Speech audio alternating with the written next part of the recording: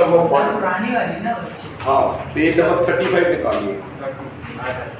Page number 35।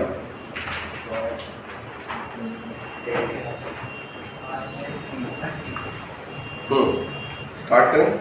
तो देखिए हम लोगों ने एडिशन ऑफ फैक्टर्स पढ़ लिया है, ट्रायंगल लॉ और पैरेललोग्राम दोनों हमने पढ़ लिया बेटे लोग। और आपको ध्यान रखना है कि भले हमने ट्रायंगल और पैरेललोग्राम तो दोनों पढ़ा है अलग अलग तरीके से, लेकिन दोनों के कॉन्सिक्वेंसेस सेम है और सेम फॉर्मूला आता है कि अगर हमारे पास कोई दो वेक्टर्स हैं, वेक्टर ए एंड बी, जब लिखते vector R is equal to vector A plus B ना, आप लिखते vector R is equal to vector A और बी दो वेक्टर्स हैं और उनका सम या उनका रिजल्टेंट डिनोट किया जाता है vector R equal to vector A plus B. तो हम बोलते हैं कि इसका जो मैग्नीट्यूड निकालते हैं आर का इस फॉर्म से निकालते हैं ना, मैग्नीट्यूड ऑफ द रिजल्टेंट निकाला जाता है R square equal to A square plus B square plus 2ab cos theta, इस फॉर्म से निकाला जाता है ना बेटा।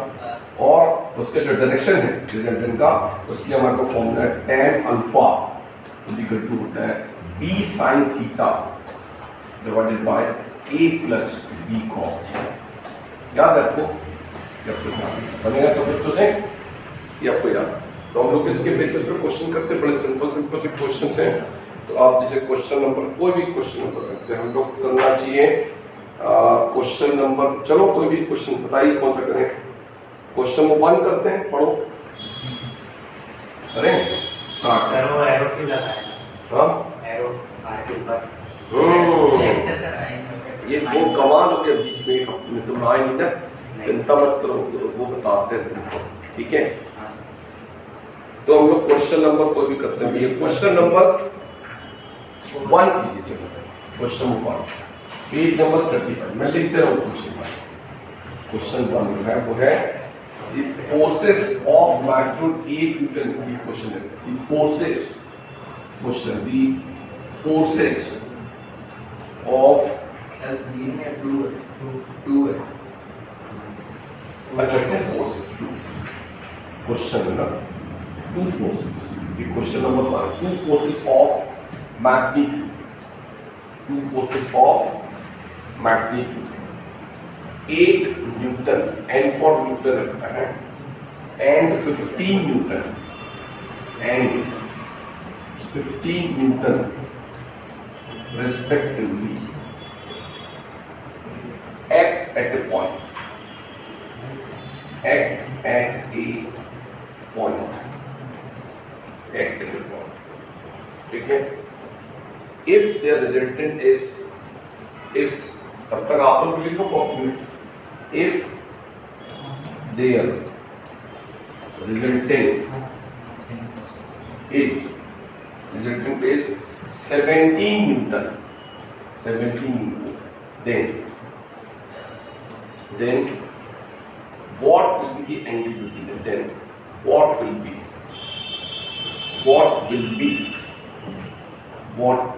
what is the angle between, what will be the angle between the forces, between them or between the forces, ये question है, ठीक है। तो क्या करना है हमको, फॉर्मूला हमारे पास एक ही फॉर्मूला, सोल्यूशन लिखेंगे हम लोग। बहुत आसान क्वेश्चन है, R square equal to A square plus B square plus 2ab cos theta, इसे सॉल्व कीजिए। ये दिया हुआ आपको 17 आता है समझ में कि नहीं? क्वेश्चन पढ़ के समझ में आता है। और जो दो फोर्सेस हैं इसमें से एक की वैल्यू 8 है बेटा और दूसरे की वैल्यू 15 है, plus 2 into 8 into 15 into cos theta. Solve कीजिए, बिल्कुल आसानी से आ जाएगा।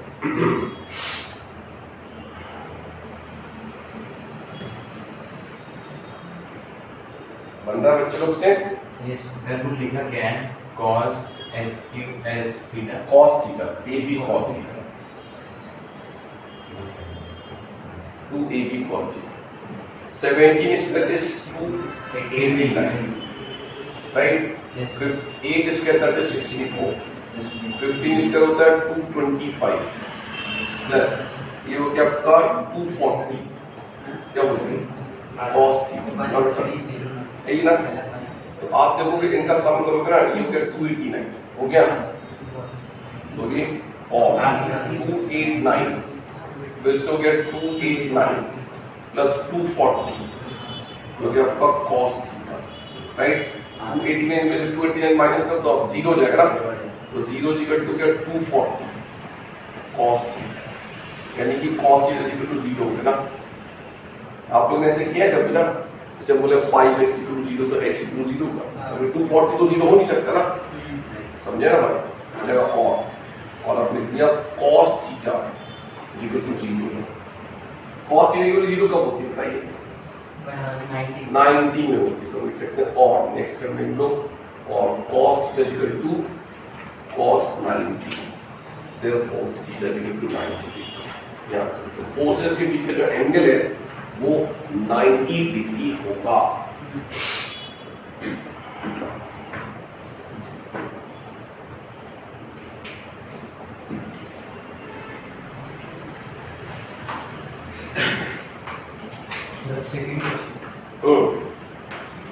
नेक्स्ट क्वेश्चन देखिए, क्वेश्चन नंबर 4 या 5 जो भी करते हैं, क्वेश्चन नंबर 5 लिख लीजिए कॉपी में, बता दो उसे बेटा मैं 5 करते फिर 4 करेंगे।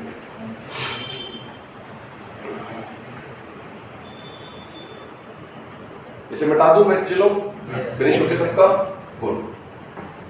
क्वेश्चन नंबर 5 देखो बेटा, क्वेश्चन नंबर 5 देखिए, ये एट व्हाट एंगल, क्वेश्चन है at what angle, what angle do the forces of magnitude, do the forces of magnitude, do the forces of magnitude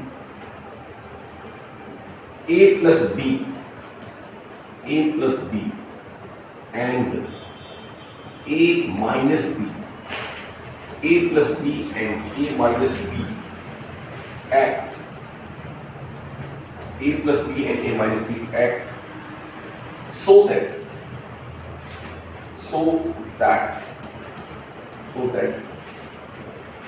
the magnitude of their resultant, the magnitude of their resultant, the magnitude of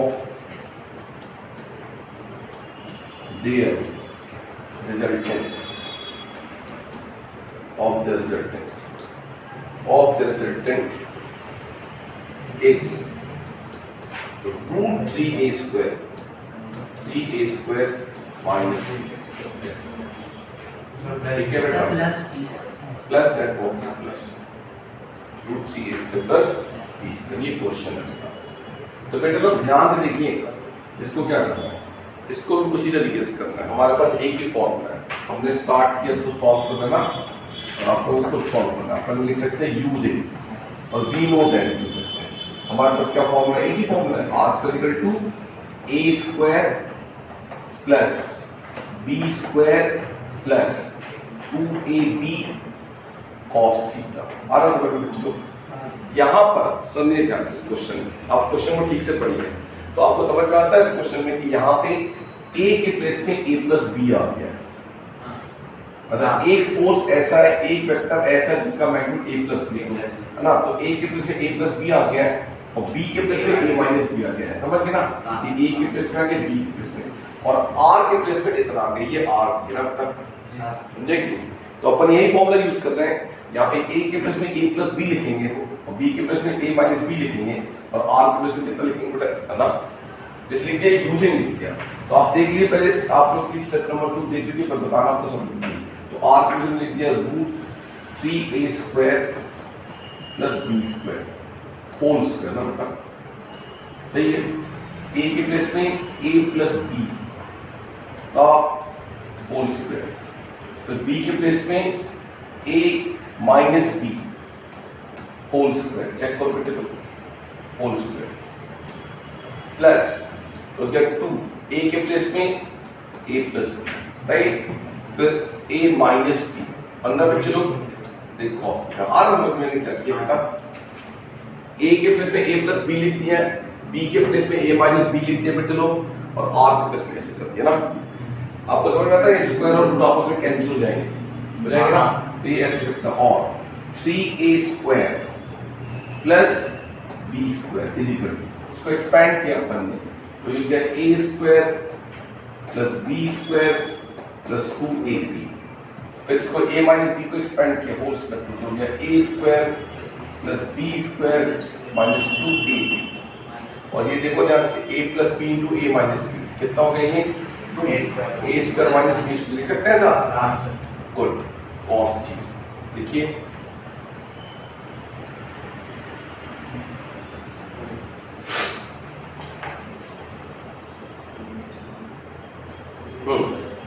पहली बात तो ये देखिए 2a plus b और 2a minus b cancel हो जाएंगे आपका, होंगे कि नहीं? ये एक बार प्लस एक बार माइनस है, ये कैंसिल हो गया, और अपन ने बाकी जो चीजों को ऐड करके लिखा, तो देखो लेफ्ट हैंड साइड तो भी एज इट इज, इसको कुछ नहीं कर सकते, 3a square plus b square left hand side ना बेटे लोग, और जो राइट हैंड साइड है वो कितना हो गया, a स्क्वायर प्लस स्क्वायर कितना हो गया, 2a स्क्वायर, ठीक है। फिर उसके बाद b square plus b square कितना हो गया, तो ये 2b स्क्वायर हो गया, करेक्ट है। उसके बाद ये क्या, प्लस ये 2 a square minus b square into cos theta, check करो, करेक्ट है। तो इन दोनों को आप ना लेफ्ट साइड पे लिख दीजिए, इन दोनों को लेफ्ट साइड में लिख देंगे, तो क्या हो जाएगा, ये हो जाएगा और 3a square plus b square minus 2a square minus 2b square is equal to, हो जाएगा 2a स्क्वायर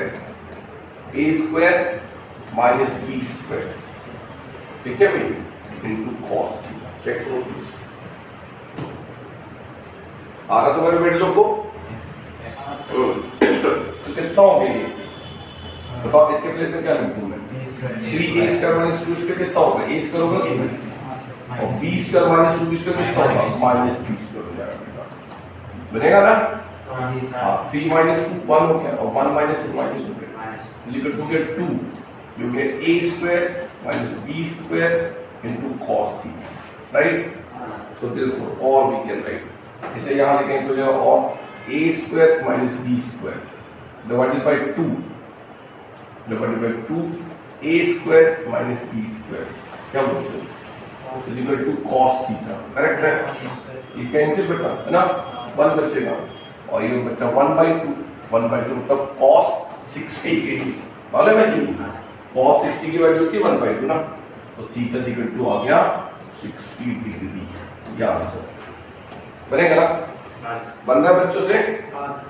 इस तरह के क्वेश्चन हमको करना है।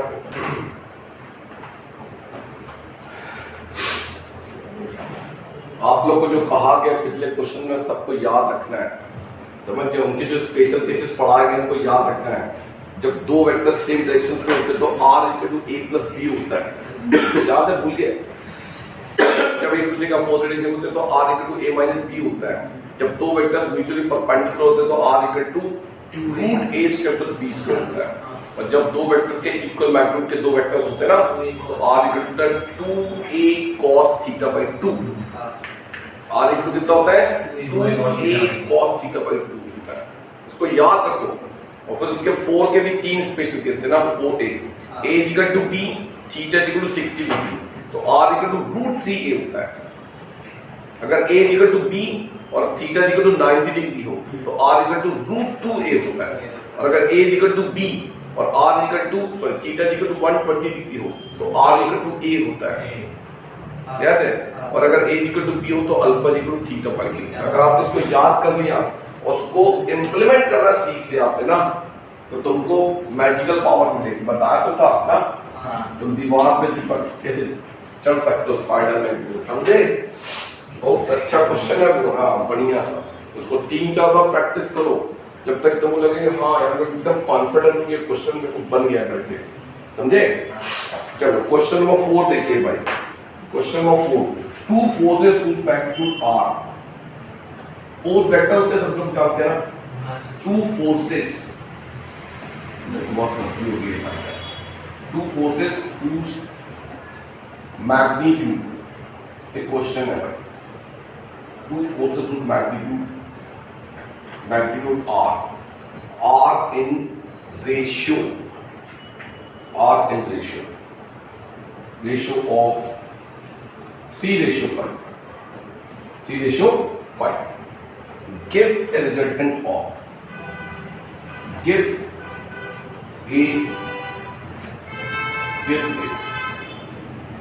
resultant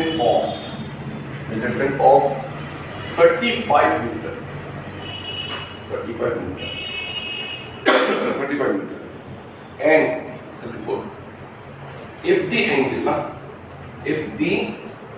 angle between them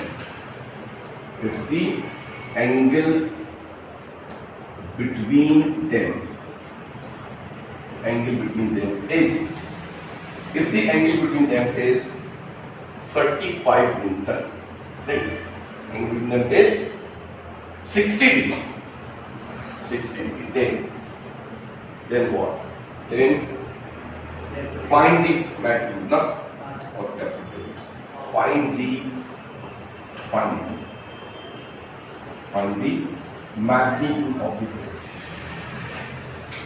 magnitude of the forces.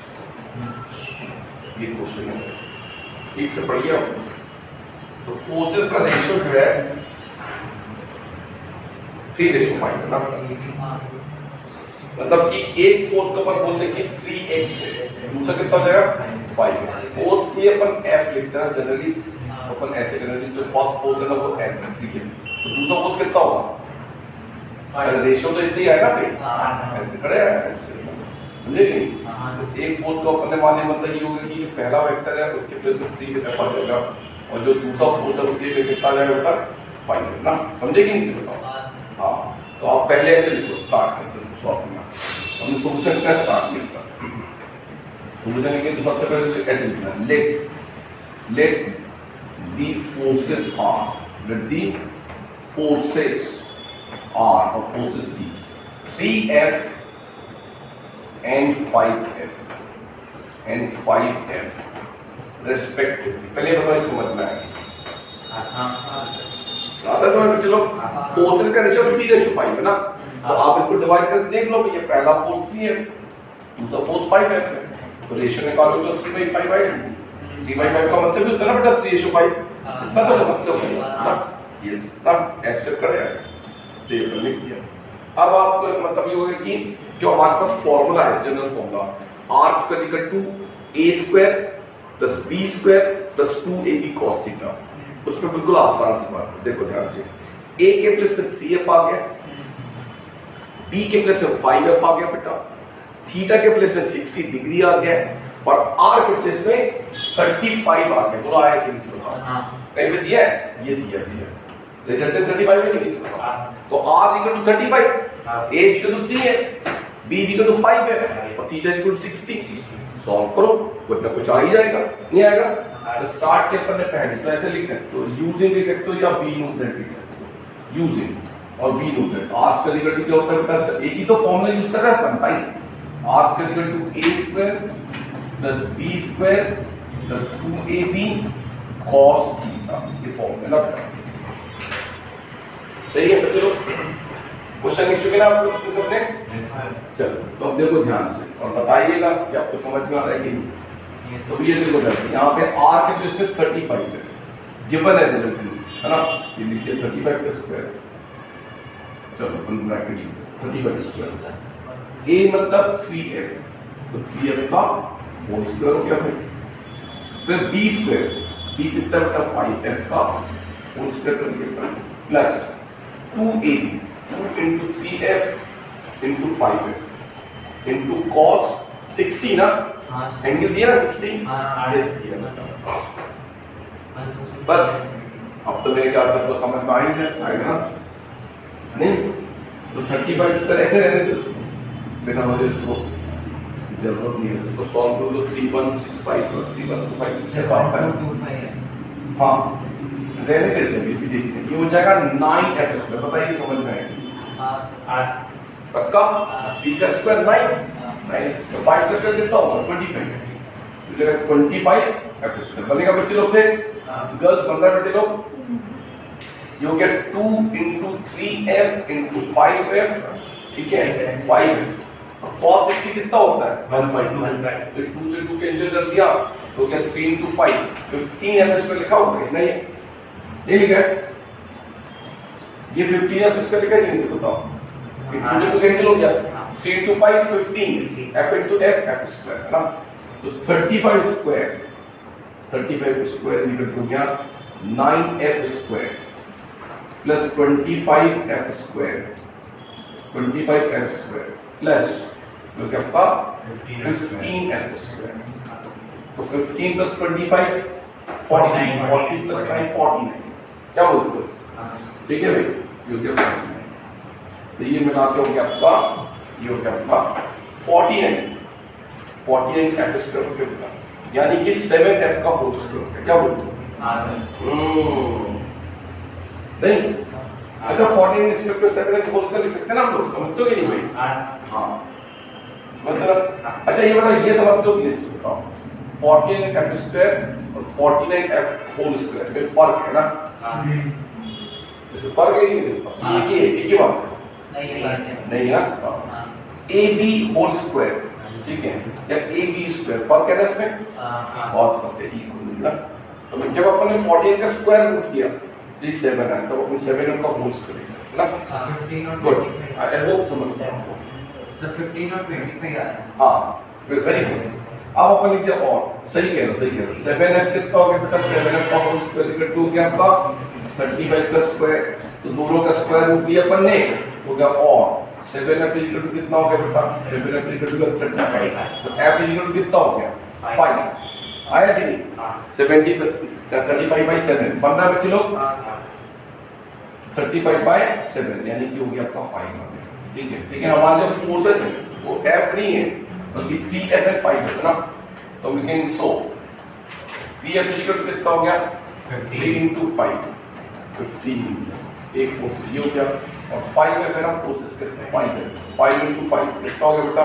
25, ये आंसर। तो फोर्सेस था 15 न्यूटन है 25 न्यूटन। आई होप आप समझ में आ रहा होगा ना। तो ऐसे कई क्वेश्चन दिए हैं और हम उनको कर रहे हैं। तो क्वेश्चन नंबर 6 भी कर लेते हैं। क्वेश्चन नंबर 6 आपसे पूछा जा सकता है, हालांकि क्वेश्चन नंबर 6 जो है वो अगर आप ध्यान से देखो तो स्पेशल केस में आ गया है। फिर आगे बढ़े बेटे लोग, आगे बढ़े। गुड। तो हम लोग क्वेश्चन कर रहे हैं, क्वेश्चन नंबर 6 करो भाई। गिवन क्या है?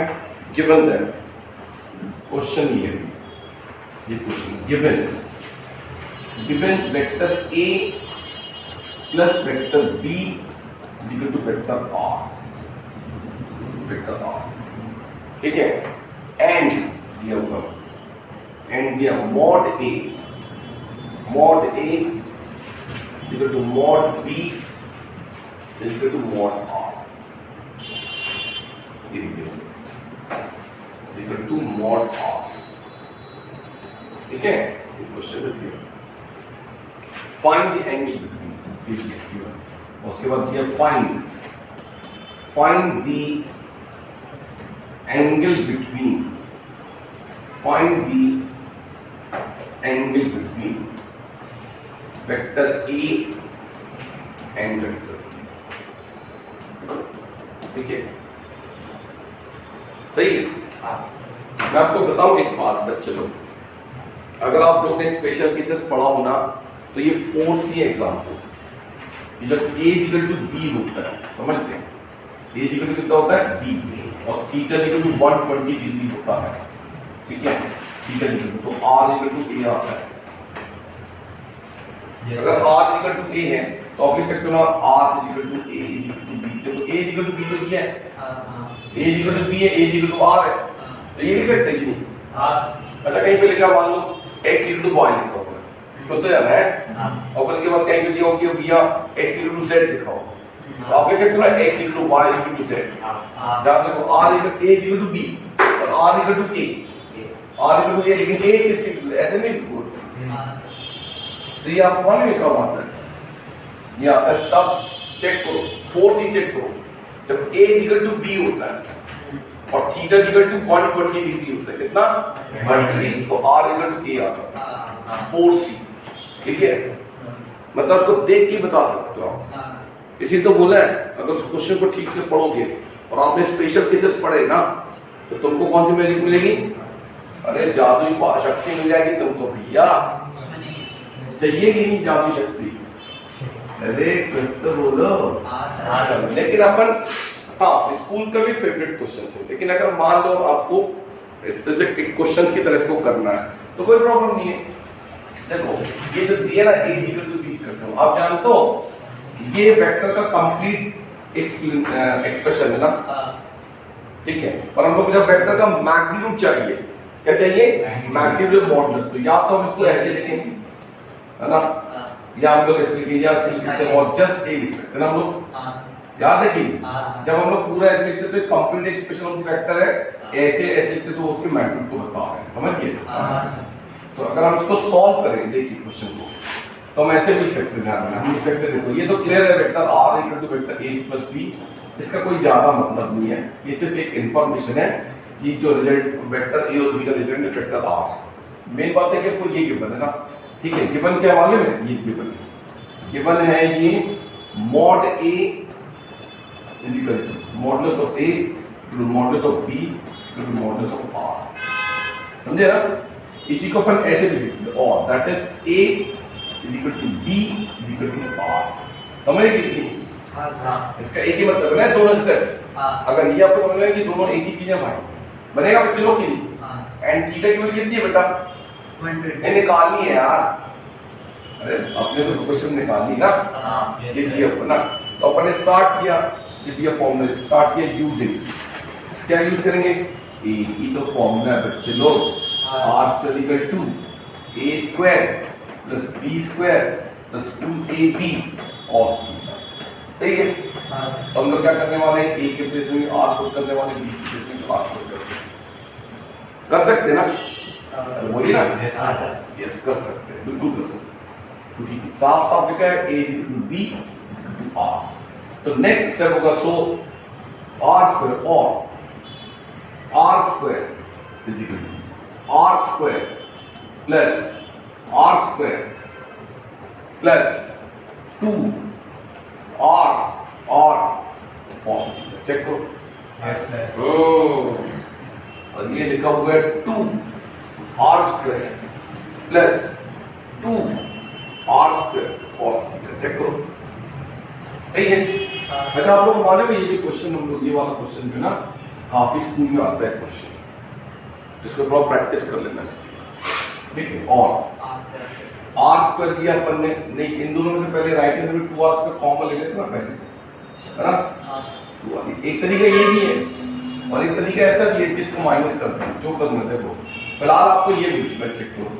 R स्क्वायर की जो मिल चुका है 2R स्क्वायर, ठीक है, प्लस 2R स्क्वायर, चेक करो 2R स्क्वायर cos थीटा, यहां पे मिल चुका है बेटी लोग। एक तरीका ये भी है, और R square minus 2R square, देखो ध्यान से कॉमन भी ले सकते, इसी इक्वल टू क्या 2R स्क्वायर cos, चेक करो minus R, left hand side में कितना बचा, minus R square, minus R square equal to yes हो गया 2R स्क्वायर cos थीटा ना, 2R स्क्वायर cos थीटा, ठीक है। चलिए हो गया आपके पास, और minus R square divided by 2R square, check करो बेटा equal to cos theta, R square से R स्क्वायर कैंसिल हो जाएगा, -1/2, ठीक है, -1/2 तो cos 1/2, हो सके तो इसको याद कर लो क्योंकि बहुत यूज होता है, ठीक है। cos 60 याद है ना, cos 60 कितना होता है 1/2, याद है कि नहीं, याद कर लो cos 120 -1/2, ठीक है, क्योंकि इसकी बहुत जरूरत पड़ती है। cos 60 1/2 और cos 120 -1/2, याद रहेगा, बोलोगे तो नहीं, याद करो, याद इसकी जरूरत, क्योंकि ना ये आपको अक्सर इसकी 2-3 मैंने देखा कि बहुत काफी कॉमनली यूज्ड है। एंगल डबल हो तो नेगेटिव हो जाएगा जी, एंगल डबल हो तो नेगेटिव, नहीं ऐसा नहीं है, वो ट्रिग्नोमेट्री में आपको बताएंगे अलग से, ऐसा कोई जरूरी नहीं है।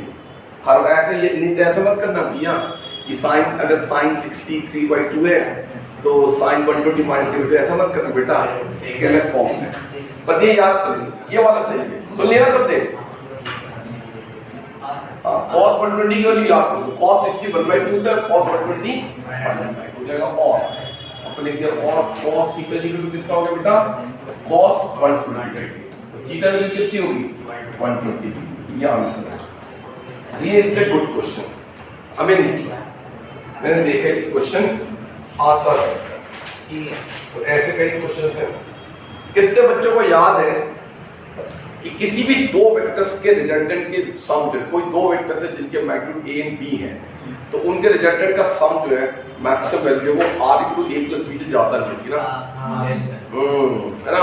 हम लोगों ने ये जरूर कहा कि भी आप जब किसी दो वेक्टर्स को ऐड करते हैं तो उनके रिजल्टेंट की वैल्यू कुछ भी हो जाती है, जो उनके एंगल पे डिपेंड, उनके वैल्यू पे डिपेंड करती है ना। आपको याद है ये वाला डिस्कशन कि भैया स्केलर्स में क्या होता है, हम बोलेंगे 3 + 4 7, बात खत्म हो गई, बात खत्म हो गई। 3 kg + 4 kg 7 kg, बस उसको कुछ इफ्स एंड बट्स ही नहीं ना। पर हम बोलेंगे भैया दो फोर्स है एक बॉडी पे लगे हुए हैं, एक 3 न्यूटन है एक 4 न्यूटन है, इनका सम कितना होगा? तो आप बोलोगे अरे ये अभी कह नहीं सकते, कैलकुलेट करना पड़ेगा, आप उनके बीच का एंगल बताओ। तो जब हम किसी दो वेक्टर्स को सम करते हैं, किसी दो वेक्टर का रिजल्टेंट निकालते हैं, तो दोनों की वैल्यू मालूम होना चाहिए हमको a मालूम होना चाहिए, हमको b मालूम चाहिए, हमको थीटा मालूम होना चाहिए ना, तभी तो r आएगा ना। r का फॉर्मूला चेक करो, r² = a² + b² + 2ab cos theta. तो आखिरी वाली टर्म में 2ab cos थीटा, थीटा है कि नहीं? तो अगर थीटा आपको पता नहीं रहेगा तो cos थीटा भी निकालो कैसे ना, समझ गए ना? ये आप जानते हो पहले। तो हमने ये बताया था कि भैया किसी भी दो वेक्टर का सम कुछ भी हो सकता है, पर किसी भी कीमत पे किसी दो वेक्टर का जो सम है a + b से ज्यादा नहीं हो सकता। ये इसकी मैक्सिमम वैल्यू याद है कि और उसकी वैल्यू जो मिनिमम कितनी हो सकती है? a - b। जानते हो ना? जैसे मान लीजिए हम किसी की बात करें कि हमारे पास दो फोर्स हैं, एक की वैल्यू 6 है, एक की वैल्यू मान लीजिए 4 है। कितनी है? 4 है। दो फोर्सेस है, दो वेक्टर्स हैं, एक का मैग्नीट्यूड 6 है, एक का मैग्नीट्यूड 4 है। तो किसी भी कीमत में इसकी वैल्यू 10 से ज्यादा नहीं हो पाएगी और 2 से कम नहीं हो पाएगी ना। 6 + 4 10 से ज्यादा नहीं हो सकती। आप कभी एक्सपेक्ट नहीं कर सकते कि दो हमारे पास फोर्स है, एक 10 एक 6 न्यूटन का 4 न्यूटन का है, और उनका सम कर दिया तो आपको 11 न्यूटन मिल गया, 15 न्यूटन मिल गया। नहीं, 10 से ज्यादा मिल ही नहीं पाएगा और 2 से कम भी नहीं हो पाएगा ना, समझे ना? चलिए, तो इसी का बेसिक छोटा सा क्वेश्चन अपन करते हैं। करें, स्टार्ट करें।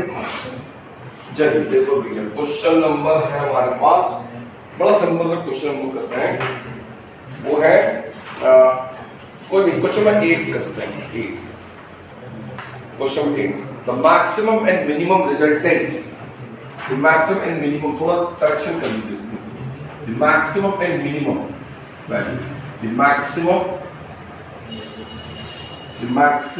and minimum, maximum and minimum, minimum magnitude लिख लीजिए, minimum magnitude, minimum of the resultant, of the resultant,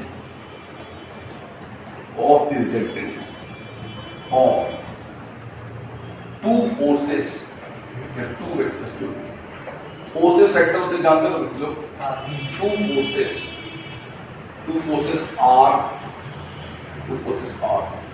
12 Newton and 6 Newton respectively, and for Newton 12 Newton and 6 Newton respectively.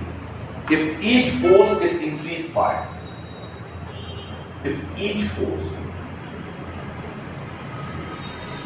is increased by 4 Newton, is increased by 4 Newton, increased by 4 Newton, and they and they act at the right angle to each other. At the right angle to each other. Then right angle to each other. Then what will be the magnitude of? Then what will be the magnitude of? What will be the magnitude of? देखिए question अपने magnitude of the ये question है, ठीक है। थोड़ा मैं बताता हूँ देखो ध्यान से, आपको क्या करना है। किसी भी दो वेक्टर्स के रिजल्टेंट का सम जो मैक्सिमम वैल्यू है वो a प्लस बी होती है ना, तो आपको समझ में आता है a प्लस बी 12 है ना, और मिनिमम कितनी है? मिनिमम 6 है ना। हाँ, यानी कि a plus B equal to आपको 12 दिया ना, और a minus B equal to 6 दिया। आता समझ में कि उन्होंने वैल्यू ही नहीं, उन्होंने बोला maximum minimum value of the resultant of two forces ना, या टू वेक्टर्स। हम जानते हैं कि किसी भी दो वेक्टर्स का, या फोर्स भी वेक्टर ही है ना, तो किसी भी दो फोर्सेस का या किसी दो वेक्टर्स के रिजल्टेंट का जो मैक्सिमम वैल्यू है वो a प्लस बी होता है, और मिनिमम कितना होता है? a माइनस बी होता है। तो a प्लस बी आपको 12 दिया है और a माइनस बी 6 दिया है, तो बहुत आसानी से सॉल्व कर सकते हैं दोनों को। a plus B is equal to 12, a minus B is equal to 6, दोनों को ऐड करोगे, सब्ट्रैक्ट करोगे तो a और b की वैल्यू मिल जाएगी, मिलेगी।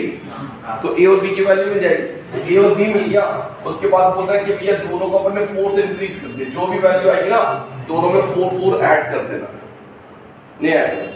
हाँ सर, देखो ध्यान से, ऐसी सुनते जाओ, आपको बताना है, आप बताना कि कुछ समझ। देखो a प्लस बी कितना दिया आपको? a प्लस बी दिया आपको 12 है ना, a माइनस बी कितना दिया आपको?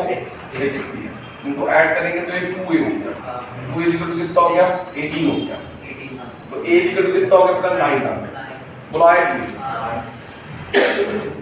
a इक्वल टू आ गया 9 और b इक्वल टू आ जाएगा 3 पक्का, ठीक है। बाद में बोले कि इसमें दोनों में 4 ऐड कर दिया भैया, पढ़ो ना ध्यान से। ये तो आ गया था ना, अब इसमें क्या किया अपन ने? इसमें दोनों में 4 ऐड किया, पढ़ो। each force is increased by 4 Newton, तो 4 न्यूटन एडेड, तो ये कितना हो जाएगा? ये हो गया आपका 13 और ये कितना हो गया? 7। ये अब नए फोर्सेस आ गए ना, और थीटा कितना हो गया? 90 डिग्री ना, ये करता है। तो फाइनली जब हम लोग फॉर्मूला लगाएंगे ना, r square equal to a square plus b square to cos theta वाला, तो उसमें हम लोग करेंगे भैया a के प्लस 13 लेना, एक में 13, दूसरा है 7, और उनके बीच में एंगल है 90 डिग्री। अब जब इतनी बात सारी बात कर ली है तो थोड़ी सी बात और कर लेते हैं कि अगर आप वो याद रखोगे, याद करने का है थोड़ा सा, कि आपको अगर स्पेशल केस नंबर 3 याद हो कि जब दो वेक्टर्स ना म्यूचुअली परपेंडिकुलर होते हैं, जब थीटा की वैल्यू 90 डिग्री होती है, तो r इक्वल टू लिख सकते हैं root a square plus b square. सब याद है कि नहीं? हाँ, तो रूट 13 स्क्वायर प्लस 7 स्क्वायर हो जाएगा। चलो क्वेश्चन लिख लिया आपने, चलो सॉल्व करते हैं, सॉल्व हो गया भैया? चलो सॉल्व करते हैं। तो सबसे पहले अपन को गिवन है, स्टार्ट किया हमने, सॉल्व सॉल्यूशन लिख रहे हैं, ठीक है? अरे लिखें सॉल्यूशन। गिवन क्या है भैया? गिवन है a plus B equal to है 12 and a minus B equal to है 6। क्या बोलते हैं? दोनों का सम किया, दोनों को अपन ने सॉल्व कर लिया, तो ये हो गया 2a इक्वल टू 18। क्या बोलते हैं?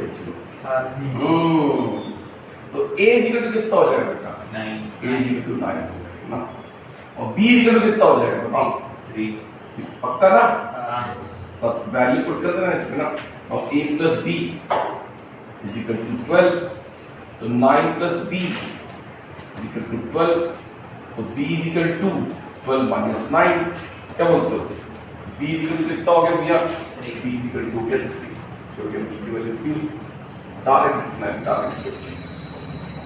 नाउ जो क्वेश्चन में दिया है उसके हिसाब से कि दोनों में हमने क्या किया 4 ऐड कर दिया हमका, तो ये हो गया 9 + 4 कितना हो गया भैया 13 हो गया। फिर बी में भी हमने 4 ऐड किया तो हो गया आपका 3 + 4 कितना हो गया 7 हो गया। तो अब जो नए फोर्सेस हैं उनके मैग्नीट्यूड 13 and 7 है रेस्पेक्टिवली। एंड एक चीज और दी ना, एंड थीटा कितना है 90 डिग्री।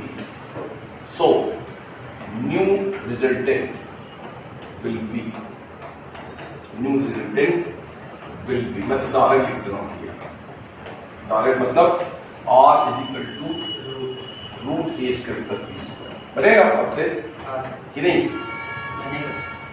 अरे स्पेशल केस पढ़ो, जब दो वेक्टर्स म्यूचुअल परपेंडिकुलर होते हैं तो r = √a² + b² होता है। देन r ठीक है, तो r = कितना हो गया भैया, ऐसे लिख सकते हो यूजिंग तो r = कितना हो गया, यहाँ पे हो गया आपका 13² + 7। 13² कितना होता है 169 होता है, एकदम सही 160। और ये कितना होता है 49 है ना। बस आगे कर दो, इसको बता दो इधर का, यहाँ पे बता दो। ओके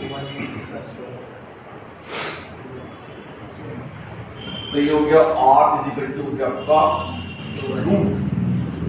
√169 + 14 कितना हो गया 9 + 9 हाँ 218। लॉन्ग डिवीजन मेथड से निकालो उसको, बनता है। लॉन्ग डिवीजन मेथड सुना है कि नहीं? सुना है, बस सुन लिए ना सर। वेरी गुड 1 बच गया 1, ऐसे ना आखिरी में 2 पेयर कितने से जानते हो बच्चे, ऐसे 2 ऐसे देते हैं तो 1 सब करके 1 आ गया, यहाँ पे 1 ऐड कर दिया तो ये 2 हो गया ना। तो इसके बाद अपन ने 18 को ऐसे सम कर दिया, फिर 5 टाइम्स करेंगे तो कितना होगा, 5 टाइम्स करेंगे तो नहीं होगा 25 125 4 आएगा 4 टाइम्स 25 × 5 125 हो जाएगा ना 118। 4 टाइम्स 4 4 जा 16 1 4 2 जा 8 8 + 1 बनता है ये नहीं? भूल गए सब। ये 8 में से 6 गया 2 बचा, 11 में से 9 गया 2 बचा, फिर यहाँ पे 4 फिर से ऐड कर देते हैं ना तो ये 28 हो गया। फिर यहाँ पे डेसिमल लगाते हैं, यहाँ पे डबल जीरो करते हैं, याद आ रहा है? आगे बताओ क्या करें, फिर से करो, देखो कितने बार कितने टाइम निकालता है। नहीं बोलना हाँ नहीं हाँ सर नहीं, बताओ नंबर कितने टाइम जाएगा। 6 टाइम 7 टाइम भी जा सकते हैं शायद, ट्राई करते हैं। 7 7 जा 14 कैरी 4 56 7 8 जा 56 56 and 4 60 0 यानी कि 6।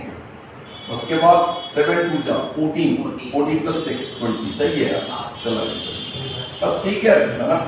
तो आपको क्या मिल गया भैया, आर की वैल्यू कितनी मिल गई 14.7 समझ गए। ये बता दूं, ये बताओ, ये तो रफ वर्क है ना, ये तो तुमको सीखना पड़ेगा ये रियल लॉन्ग डिवीजन मेथड ना। तो आप नेक्स्ट टाइम देखें आर इक्वल टू क्या 14.7 ना 14.7 या न्यूटन लिखा है उसमें, न्यूटन लिखा है न्यूटन की नहीं बोलो ना एन देखो तो देखो नहीं तो जल्दी जल्दी बता दो मैं। चलो मैं hello good question number 10 practice कीजिए, नहीं बनेगा तो हम तो बताएंगे। आगे बढ़े बच्चे लोग। ओके सब बच्चों का ब्रश अंदर बेटा तो आप लोग खुशबू बच्चे का बंद रखना। चलिए ओके क्वेश्चन नंबर 10। Question है the resultant of two forces are disinless if the first force is doubled then the second force is doubled है ना। करिएगा क्वेश्चन एक मिनट का हेलो जी जी जी मैं आपका सर बोल रहा हूँ जी सर आपने फोन लगाया ना मुझे जी मैं फिजिक्स पढ़ाता हूँ सर। हेलो मेरे भाई मैं ना क्लास में हूँ एक्चुअली अभी, थोड़ी देर बाद लगाओ। हाँ हाँ बोलना।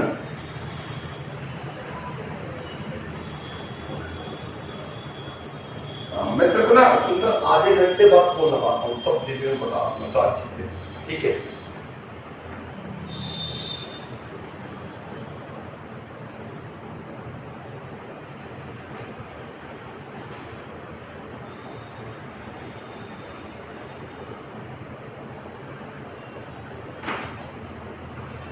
हाँ सॉरी, क्वेश्चन नंबर 10 ना। हाँ सर। अब हम गरीबों कैसे बताए रिकॉर्डिंग हो रही है। चलो वो तो क्या, हाँ क्वेश्चन नंबर 10 लिखिए, the resultant of two forces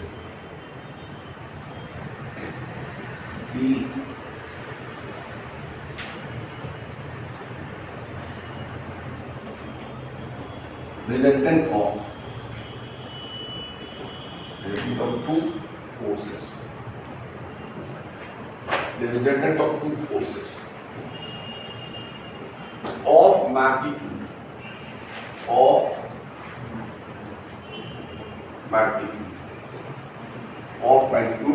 Cp and 2p, Cp and 2p,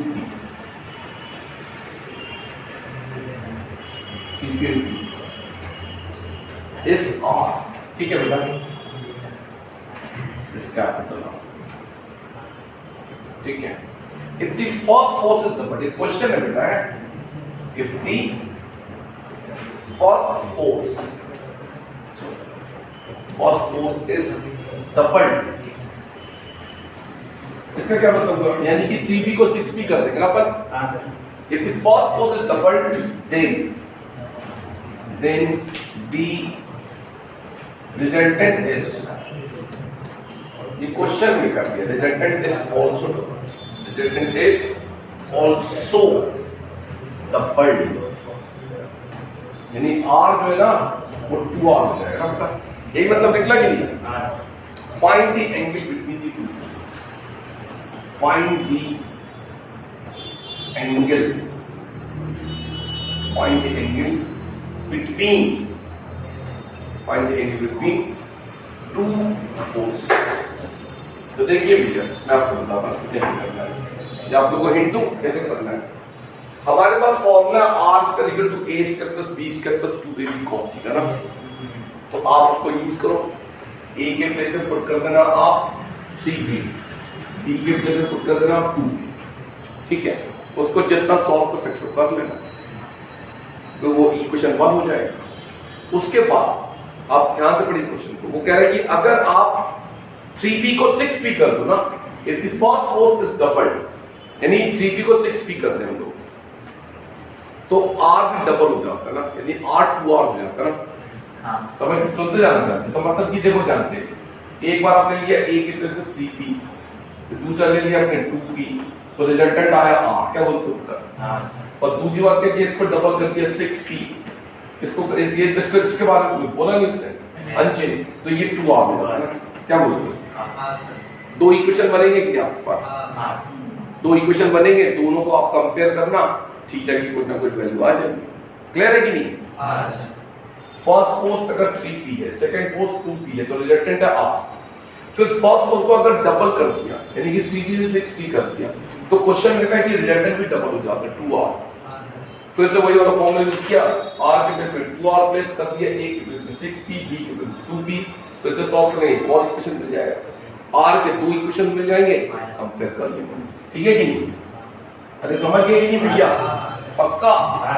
चलो तो अपन ने सॉल्यूशन लिखा, अपन ने स्टार्ट किया। वी नो दैट लिख सकते हैं या यूजिंग लिख सकते हैं, आप योग लिखना है। वी नो दैट क्या लिखोगे बेटा? R² = A² plus B² plus 2AB cos theta, ठीक है? करेक्ट है? हाँ सर। तो आपको इसको लिखना है, मतलब कि अगला स्टेप हो जाएगा और ये हो जाएगा आपका R² = 3p होल स्क्वायर। क्या बोलते हो बच्चों? नहीं, तो b के बदले क्या लिखूं? 2p का होल स्क्वायर बन रहा है, plus 2 into 3p into 2p into cos theta. इसको सॉल्व कर लेते हैं जितना कर सकते हैं, नहीं तो ये हो जाएगा r स्क्वायर इक्वल टू ये हो जाएगा आपका 9p स्क्वायर प्लस 4p का whole square, sorry 4p square, sorry 2p whole square. ये हो गया 2 इंटू 2 4 4 थीटा 12 ना, 12p square cos theta.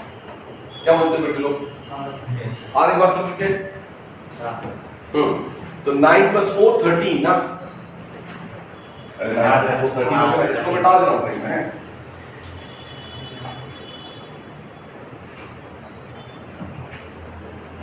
Now so we get r square is equal to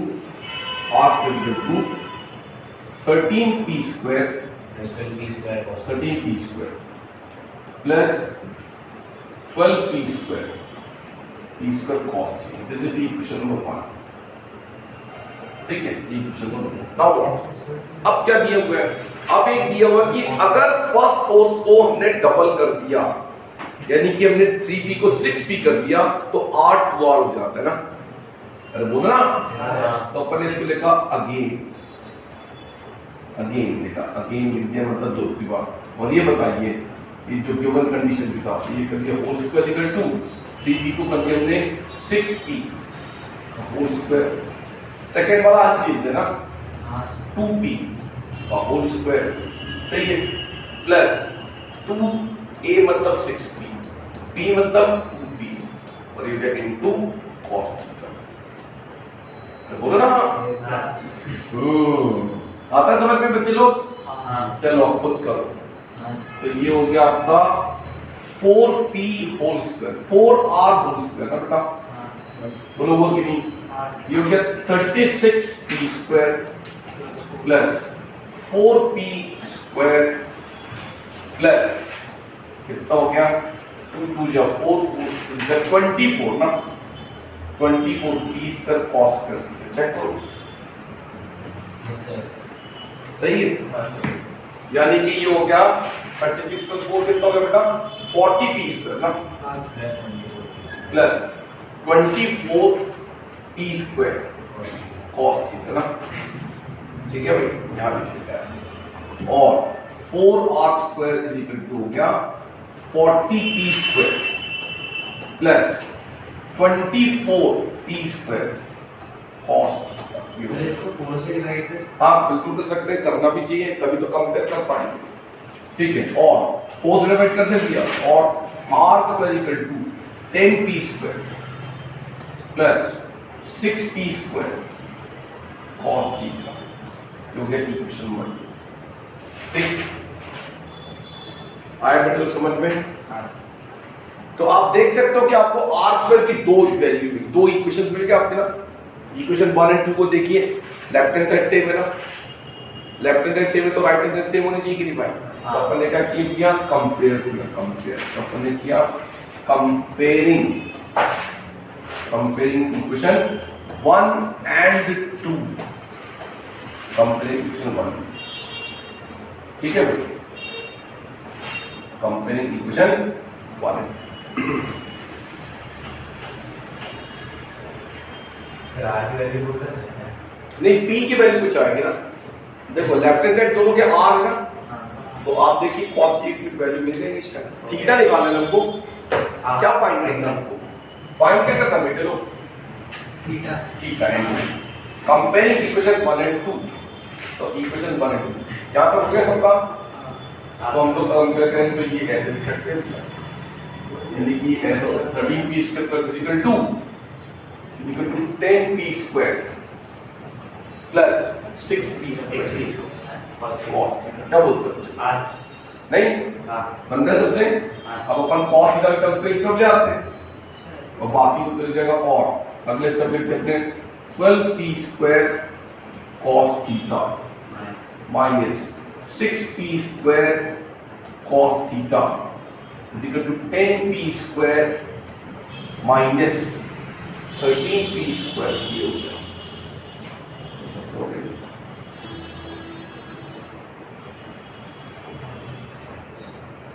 नहीं, left hand side is now 6p square cos theta is equal to minus 3p square, सही है, और cos theta is equal to minus 3p square upon 6p square, है ना, p square से p square cancel, 3 से cancel, 1/2, cos theta कितना है -2, हाँ जैसे कि मैंने बताया, हो सके तो, हो सके नहीं याद कर ही लो यार, याद हो गया होगा ना, cos 60 1/2 और cos 120 माइनस, है ना, याद कर लो प्लीज, क्योंकि cos 120 खूब यूज होता है, तो मैंने अगले स्टेप में और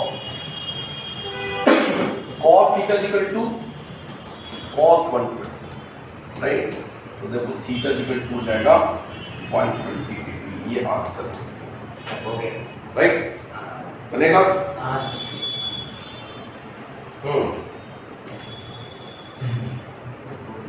अब कभी कभी ऐसे क्वेश्चंस आ जाते हैं जिसमें हम लोग ना डायग्राम बना के कम से चीजों में भी सॉल्व कर सकते हैं, तो वो भी बताते हैं एंगल बेस्ड क्वेश्चंस, ठीक है, आगे बढ़े। Yes sir. चलो नेक्स्ट क्वेश्चन देखिए भैया, नेक्स्ट क्वेश्चन देखिए, नेक्स्ट क्वेश्चन हमारे पास एक क्वेश्चन है गिवन, क्वेश्चन नंबर 12 कर रहे हैं, क्या कर रहे हैं, question number 12, page number 35, question है, क्वेश्चन है कि गिवन हमारे पास vector a plus vector b equal to vector r, मतलब कि वेक्टर a और b का रिलेटेड वेक्टर r है ना, और उसके बाद दिया है n, ये दिया आपको mod a इक्वल टू दिया आपको mod r दिया, अच्छा ये भी गिवन है, ये गिवन है, ठीक है, और उसके बाद लिखा also vector r is responsible to, vector r sorry is perpendicular, vector r is perpendicular to vector a,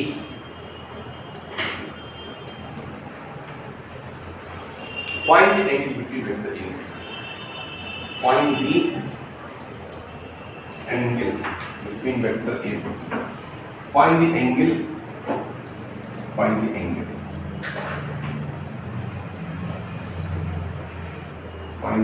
between vector a and vector question, ठीक है भैया, देखो भैया पैरेललोग्राम तो ट्रायंगल और देखा ना सकते, पैरेललोग्राम याद है, अच्छा देखो जैसे एक छोटा सा डायग्राम बनाता हूँ, दो साइड का ये ऐसा ना, देखो ऋतुराज हाँ बोल रहा है, सोचो बच्चे तुम लोग हाँ नहीं बोल रहा, बेचारा एक्चुअली मतलब कि हाँ बोल रहे, ये तो ये आर ही होगा ना, होगा कि नहीं, हाँ सर, तो ए और बी के बीच में ये है ना थीटा, ऐसे पूछ लो, हाँ, ये कोई जरूरी थोड़ी कि हर बार किसी दो वेक्टर के बीच का एंगल एक्यूट एंगल हो, ऐसा भी तो हो सकता है ना बेटा कि दो वेक्टर्स ऐसे हैं, बोलो हो सकते हैं कि नहीं, चलो और दूसरा वेक्टर बी ऐसा है, नहीं तो फिर से पैरेललोग्राम बनाओ तो ऐसा बनेगा ना, पैरेललोग्राम वो बना है, ये वेक्टर आ रहा है, क्या बोलते हैं, हाँ सर, पॉसिबल, हाँ, यस पॉसिबल, यहाँ पे थीटा एक ऑब्ट्यूज एंगल है ना, मोर देन 90 है ना, इस क्वेश्चन में देखो क्या दिया है, चलो ये तो अपन ने समझ लिया, इस क्वेश्चन में दिया है कि जो रिजल्टेंट है ना r तो परपेंडिकुलर फर्स्ट वेक्टर है, यानी कि ये डायग्राम ऐसा बनेगा, ऐसा, ध्यान देखिए, ध्यान से बताइए समझ में आएगी, ये है कहानी, ये है r, ये है a और ये है b, पहले बताओ डायग्राम समझ में आता है, हाँ उन्होंने कहा आप ध्यान से पढ़िए, vector r is perpendicular to vector b ना, तो ये भी है परपेंडिकुलर, ठीक है भाई, अच्छी बात है, तो a और b के बीच में कितना हो गया, इतना हो गया ना, सिर्फ सुनिए ध्यान से, सिर्फ देखिए ध्यान से, ये कितना हो गया, ये क्या है बेटा, ये थीटा है, थीटा, अरे थीटा और अल्फा में क्या फर्क होता है बताओ, थीटा और अल्फा में क्या फर्क होता है, sir alpha is theta angle, वो तो स्पेशल केस में। Yes. Theta is the angle between given vectors vector A and vector B. Alpha is between angle first vector and resultant. Theta angle between vector A and vector B है ना, नहीं है? जो दो vectors होते हैं ए और बी, जबकि अल्फा किसके बीच में एंगल है? फर्स्ट वेक्टर ए और रिजल्टेंट आर के बीच एंगल है।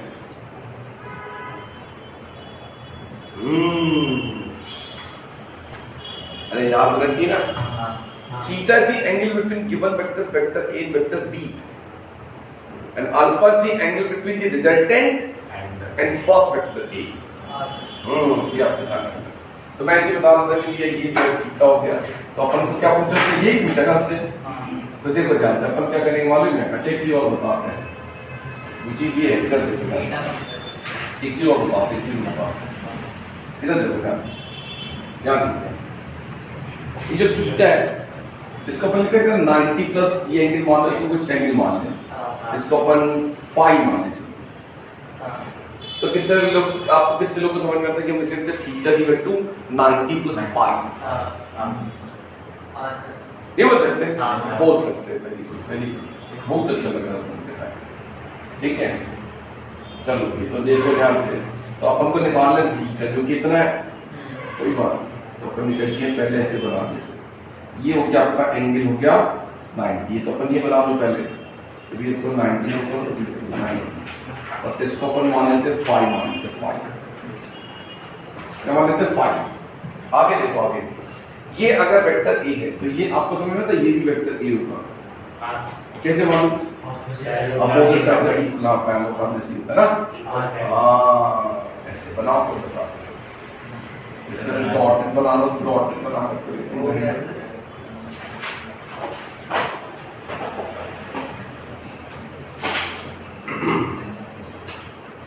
बन रहा है?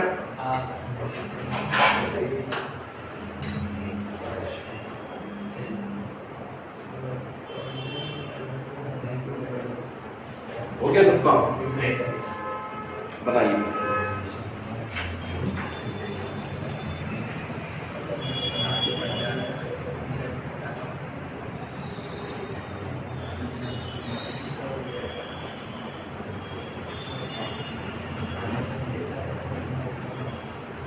रिवाइज करो क्लास में चीजों को, इसको रिवाइज करो, रिपीट करो, जब बनेगा, ठीक है, बनेगा ना तो बहुत मजा आएगा।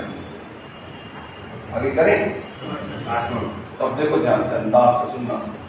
अब क्या करते हैं इस क्वेश्चन में, प्रैक्टिस आपको क्या करनी है बता। उन्होंने दिया कि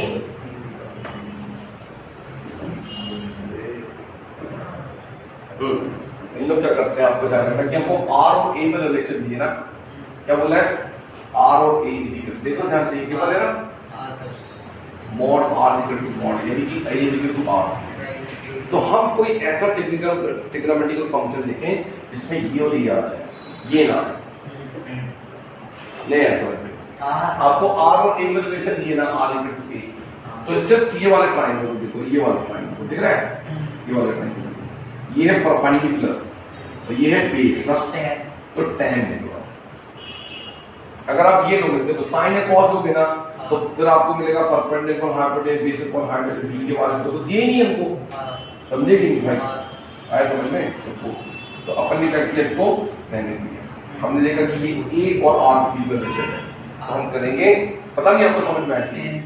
तो अपन ने दिया tan phi equal to perpendicular यानी कि ए अपॉन बेस यानी कि आर, ये दोनों इक्वल है ना, तो ये हो गया ए अपॉन ए, ये हो गया आर अपॉन आर, समझ गए कि? हाँ, ये हो गया आर अपॉन आर, तो हो गया 1 कब होता है इसका वैल्यू भैया? 45 होता है, 10 देखो ना, 5 यूनिट कितना हो गया? 40। ये आंसर है क्या? नहीं। अच्छा बताओ, आपको समझ में आ रहा है कि वेक्टर ए और वेक्टर बी के बीच में एंगल 90 प्लस फाई है ना? तो हम लोग सो एंगल बिटवीन क्या तक लेगा, क्या तक लिखोगे? हो गया सर, ठीक है। फिर हमने जो 5 इक्वल सो 5 इक्वल कितना हो गया बेटा? 5 इक्वल टू 45 डिग्री ना। Now angle between vector A and vector B is equal to कितना होगा बेटा, इक्वल टू 90 प्लस 5, यानी कि 90 प्लस 45 ना, तो ये आपका 135 डिग्री ये आंसर हो गया सर। वो tan कैसा है? tan theta. हाँ देखो हमको ऐसे देखना है कि हमको ऐसा sin theta cos theta tan theta में ऐसी क्वांटिटी लेना है कि जो गिवन क्वांटिटी है ना हमारी वो काम आ जाए। जैसे देखो ये और ये इनके बीच में रिलेशन दिया है, तो इस ट्रायंगल के साथ ये परपेंडिकुलर है, ये बेस है। अगर आप sin थीटा लेते हो तो आपको जाता है a अपॉन b मिलता है, b के बारे में कुछ मालूम ही नहीं, आपको ये देखना है इसके साथ, समझे कि नहीं? जैसे देखो मैं आपको बताता हूँ, तो नेक्स्ट क्वेश्चन में आपको समझ में आ जाएगा। क्वेश्चन नंबर जो है ना, क्वेश्चन नंबर 13 देखो ध्यान, 13 का और लिख लीजिए, वो और वाला फॉर्म हो गया सबका? हाँ नहीं सर, जल्दी करो।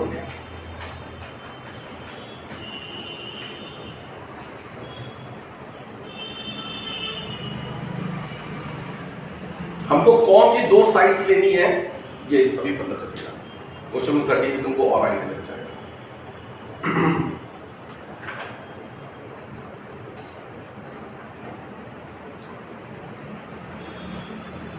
हो गया? चलो देखो क्वेश्चन नंबर 13 देखिए। क्वेश्चन नंबर 13 सर एक डाउट है, आप पूछिए। ये स्मॉल ए और स्मॉल बी भी लिख हाँ सकते हैं? कैपिटल ही कर सकते हो आप, चाहो तो लिख लेना कैपिटल ए। क्वेश्चन दिया है, पहली बात तो क्वेश्चन में दिया vector A equal to vector B, लिखा नहीं इसमें लिख लेना। क्वेश्चन नंबर 13 ये दिया, ऐसे लिख लो क्वेश्चन नंबर 13 को, ठीक है। और उसके बाद दिया है कि इफ, ये दिया है उसके बाद लिखा if modulus of vector R is equal to half of vector B, ऐसे कर लो हाफ वेक्टर बी, ठीक है। And resultant R is perpendicular to vector A, ऐसे कर लो। Then find the angle between, then find the angle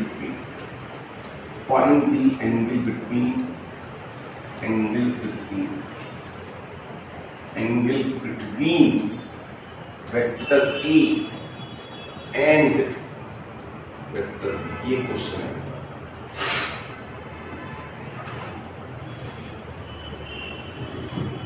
हो गया? बन रहा है? Yes sir. तो देखो भैया, देख लिया सबने क्वेश्चन? हाँ। अब क्वेश्चन में देखो भी अपन क्या करते हैं, इसका डायग्राम बनाते हैं। तो डायग्राम बनाएंगे ना इसका, तो ये साफ लिखा है कि वेक्टर आर जो है वो परपेंडिकुलर टू वेक्टर ए है ना, तो फिर वैसी वाला बनाएंगे डायग्राम को ना। सबसे पहले तो परपेंडिकुलर बना लेंगे ऐसे ना, तो इसके पैरेलल जो है लाइन खींचना ऐसे। तो ये होगा आपका, ये हो गया वेक्टर ए, ठीक है। ये हो गया आपका वेक्टर बी, और ये हो गया आपका वेक्टर आर। क्या बोलते हो, समझे? पक्का? ये दिख रहा है 90 है, दिख रहा है, ये दिख रहा है, ये इसको अपन ने 5 बोला ना बेटा,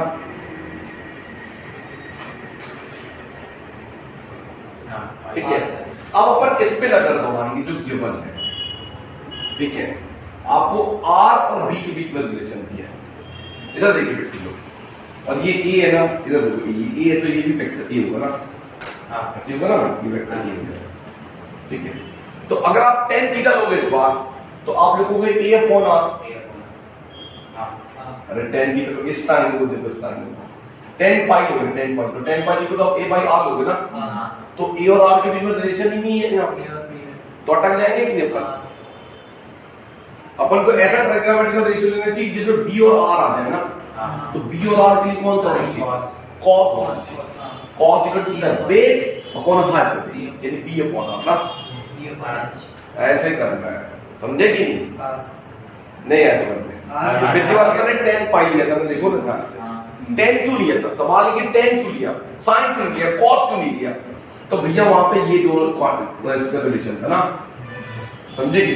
इधर देखो यहाँ पे, इसको देखो, इसको ध्यान से, इसको चेक करना है कि भैया r और b में रिलेशन, तो r और b वाला ऐसा ट्रिग्नोमेट्रिकल रेशियो जिसमें r और b आ जाए, तो ये बेस है, हाइपोटेन्यूज है, तो कॉस होनी चाहिए ना। आगे सुनो आगे ध्यान से, ठीक है।